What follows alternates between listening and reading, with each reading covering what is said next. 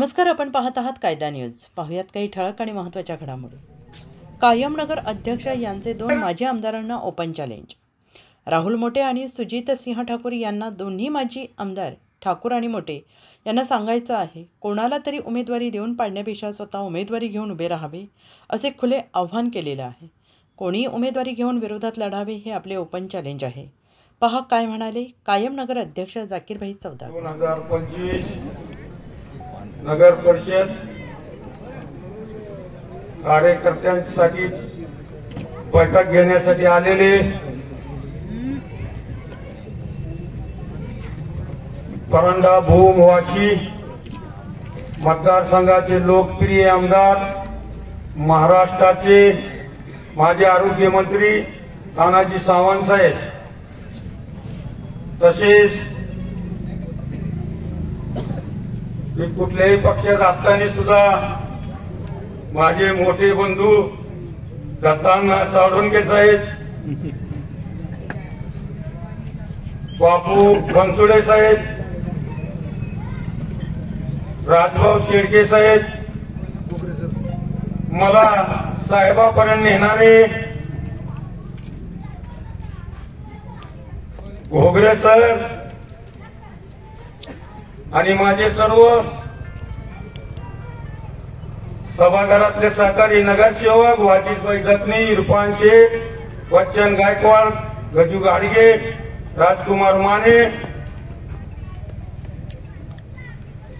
माझे भाऊ शिरू सौदागर आणि इथं जमलेले माझे सर्व साहेबांचे आणि माझे कार्यकर्ते, मला साहेब मी 4 निवडणूक राष्ट्रवादी करून लढलो, पण कधी त्या नेत्यांनी काळजी घेतली नाही की आपल्याला परंडा नगरपालिकेची निवडणूक लढायची आहे आणि काय करावं, का काळजी घेतली नाही। ती स्वतःच मॅनेज होते। ती म्हणायचे की माझ्या विरोधात फायदा उमेदवार नसावा पाहिजे, का तर मी संपत। म्हणून काय व्यक्तीला ती नगरपालिका असो, जिल्हा परिषद असो, पंचायत समिती असो, त्यांना सहकार्य करायचे।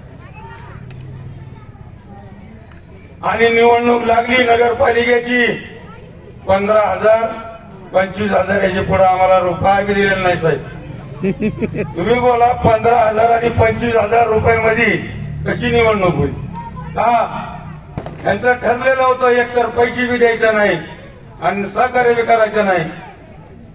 आपोआप विरोधकाची नगरपालिका यायची, नाहीतर ह्यांना पहिल्यापासून ज्या काळापासून मी राजकारणात आलो, 2000ला 2001ला पहिल्यांदा आलो, पण 2001 नंतर जी बी निवडणूक झाली सगळे मॅनेजमेंट नेताच मेहनत करा आम्ही काय। आज अशी परिस्थिती आहे, नेताच आभार येतोय। 2 माजी आमदार आणि 3 माजी आमदाराची मुलं, जसं आरक्षण पडलं तसं रोज बैठक घेतात, कुठला माणूस टाकायचा आणि बिरीज टाकतात। हिशोब केलं हे गणित चुकत, हिशोब केलं हे गणित चुकतंय। मला एक बोलायचं आहे, ते गणित चुकायचं फक्त एकच कारण आहे की तुम्ही आहेत म्हणून ते गणित चुकतंय। मित्रांनो, मी तुम्हाला सांगतो, एवढं मोठं नाही, फक्त माझ्या मागे परंड्याची जनता, प्रत्येक समाजाचा माणूस मला माझ्या पाठीशी आहे।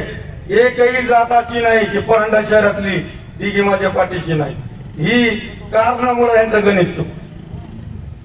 मला दुसरा बोलायचं आहे साहेब, की आता असे स्टेपवर आले, आमचे जुने नेते 2 जागा दिली तरी चालत म्हणतात। अहो, ज्या परंड्या शहरामध्ये सहबळावर सगळी नगरपालिका चालत होती, आता म्हणतात 2 जागा दिली तरी चालत आणि जाकीर सौदागरला पाडावं लागत। मला एक बोलायचं आहे की माझ्या आमदाराला, अरे तुम्ही दुसऱ्याला टाकून पाडण्यापेक्षा दोन्ही आमदार माझ्या आमदारपेक्षा कुणी उभारून मला पाडून दाखवा, माझा ओपन चॅलेंज आहे। मला काय पाडता तुम्ही उभं ना। एक माझे आमदार प्रॉपर्टी यादीत नाव आहे, त्यांनी उभं राहावं, काय पाडतो। पाळू शकत नाही.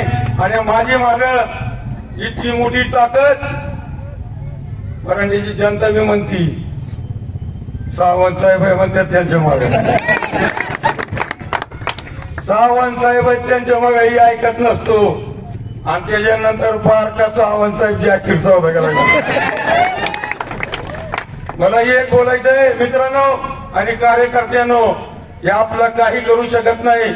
आणि साहेबाला मी शब्द दिलेला आहे, 20 नगरसेवक आणि 21 नगराध्यक्ष टोटल आणल्याशिवाय राहणार नाही एवढा बोलतो आणि माझे 2 शब्द संपवतो. जय हिंद, जय महाराष्ट्र. नाही राजकारणाचाही कुठल्या गोष्टीचा संबंध नाही, राजकीय वारच नाही, परंतु या परंडा शहराच्या मनामनात रुजलेला एक दैवान व्यक्ती आमच्या परंडा शहरात आहेत. बरेचसे कार्यक्रम, सांस्कृतिक कार्यक्रम होते, मग आंबेडकर जयंती होती, उरुस होते, सवाऱ्या होत्या, गणपती होत्या, अनेक कार्यक्रम होते. परंतु परंडा शहरामध्ये रती मारली होऊन गेली या ठिकाणी, पण कुणी 1000-2000 रुपयाच्या वर वर्गणीसाठी कोणी दिलेले नाही आजपर्यंत. एकदा सुरुवातीला घेत होते की काकासाहेब साळुंखे तुला असतील नसतील, आणि त्याच्यानंतर ते आता या ठिकाणी महापौराला वर्गणीसाठी जाकीरभाई सावरकरांच्या रूपानं की प्रत्येक कार्यक्रमाला हिंदूचा असो, मुस्लिमचा असो, दलिताचा असो, 1,00,000-2 लाख रुपयाची वर्गणी देत नाही. ते या ठिकाणी आवर्जून सांगावं वाटतंय आम्हाला, कारण ज्यावेळेस आम्ही बाबासाहेब आंबेडकरांची जयंती साजरी करतो या परंड्यात कुणी माहिती नाही 5,000च्या वर वर्गणी देणार आपण, पण जाकीरबाईच्या नेतृत्वाखाली परंड्या शहरात 5 आंबेडकर जयंती लाखोच्या रुपयाच्या खर्चाने जयंती निघते आहेत. कुणाचं सुख असेल, दुःख असेल, आणि अडचण असेल, कुणाची एखादी मुलगी जर एखादी डिलिव्हरी जर दवाखान्यात गेली असेल तर तो सुद्धा माणूस जाकीरबाई पैसे सांगतो की आता एक गरीब बच्ची घ्यायचं काम आहे आणि जो पैसे बहुत जरूरत आहे. पण त्या व्यक्तीने कधीच कुणाला कुठल्या गोष्टीचा इन्कार केलेला नाही. म्हणून आज या ठिकाणी 18 ऑगस्ट वगैरे जाती धर्माची माणसं परंड्या शहरात जेवढ्या जाती आहेत, मार, मांग, वडर, काय काही पारधी, तिली, माडी, साळी, कुळी, रजपूत, ब्राह्मण, आदिवासी, 18 ऑगस्ट वगैरे जातीची माणसं या मुस्लिम समाजाच्या नेतृत्वातून काम करत आहेत. ही लय मोठी आनंदाची गोष्ट आहे साहेब या ठिकाणी, कारण समोरच्या माणसाला उमेदवार भेटणार आणि ह्यांच्याकडे उमेदवाराची रंग लागलेली आहे. परंतु जाकीरबाईचा या ठिकाणी स्वभाव असा एक पूर्ण जनतेला लावलेला आहे की साहेब तुमच्यासारखा होत असेल तर होईत मानायचं नसेल तर नाहीत म्हणून सांगायचं. कडक फरक असल्यामुळे त्याच्या शब्दावर विश्वास ठेवून नेतृत्वावर आज ही जनता या ठिकाणी जमलेली आहे. आणि आज आम्ही या ठिकाणी आवर्जून सांगतो साहेब, आता बऱ्याचशा नेत्यांनी वक्त्यांनी सांगितलेलं आहे की 20 नगरसेवक आणि 1 नगराध्यक्ष हे तर निवडून येणार आहेतच काय त्याबद्दल दुमत नाही, परंतु मतदारांना मी या ठिकाणी आवर्जून सांगतो की रात्र वायराची आहे, गाफीर राहून जमणार नाही. ही 1995च्या 90च्या निवडणुकीमध्ये 95च्या विधानसभेच्या निवडणुकीत आपल्या भूमपर्ण मतदारसंघाचे आमदार होते कैलासवासी मारपूर मोठे बाप्पा.